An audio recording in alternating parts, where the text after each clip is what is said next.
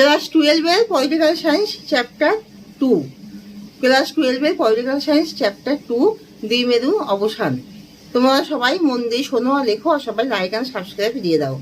দ্বিমেরু বলতে বুঝিয়েছে যে বিশ্বে যে দুটি রাষ্ট্র সব থেকে বেশি শক্তিশালী হয়ে উঠেছিল, যেমন আমেরিকা আর সোভিয়েত ইউনিয়ন, এই দুটি রাষ্ট্রের মধ্যে যে প্রতিদ্বন্দ্বিতামূলক প্রতিযোগিতামূলক যে মনোভাব, যে যুদ্ধমুখী মনোভাব সৃষ্টি হয়েছিল, তাকে দ্বিমেরু বলা হয়। অর্থাৎ তাদের মধ্যে নেতিবাচক মনোভাব, দুটি রাষ্ট্রই নিজেদের ক্ষমতার লড়াইয়ের জন্য দ্বন্দ্বে অবতীর্ণ হয়েছিল। অর্থাৎ এরা বিশ্বের সর্বশ্রেষ্ঠ সবথেকে ক্ষমতাবান দুটি রাষ্ট্র, যেমন আমেরিকা আর সোভিয়েত ইউনিয়ন, এদের মধ্যে প্রতিদ্বন্দ্বিতা যে জন্য যে ঠান্ডা লড়াই হয়েছিল তাকে দ্বিমেরু বলা হয়। এবং দ্বিমেরু অবসান হলো জোট নিরপেক্ষতা, অর্থাৎ নিরপেক্ষ গোষ্ঠী আবির্ভাব হয়। যেমন আমেরিকা এবং তার মিত্রগোষ্ঠীর একটি জোট, আর সোভিয়েত ইউনিয়ন ও তার মিত্রগোষ্ঠীর একটি জোট, এইভাবে যে দুটি জোটে সমগ্র বিশ্ব বিভক্ত হয়ে যায়। এর থেকে যেসব রাষ্ট্রগুলি নিরপেক্ষ নীতি গ্রহণ করেছিল তাই হলো গোষ্ঠী নিরপেক্ষ আন্দোলন করেছিল। এদের কাজ ছিল শান্তি, মৈত্রী, সমতা বজায় রাখা ও জোট নিরপেক্ষতা থেকে জোটের থেকে, এই জোট রাষ্ট্রের থেকে এদের ক্ষমতা থেকে সমদূরত্ব বজায় রাখা।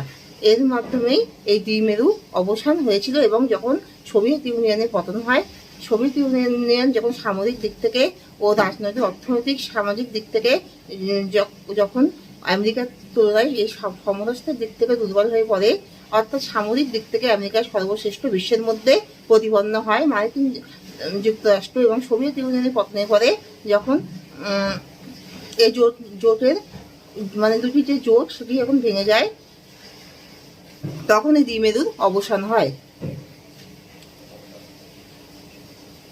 দ্বিমেরু কিভাবে আবির্ভাব হয়েছিল?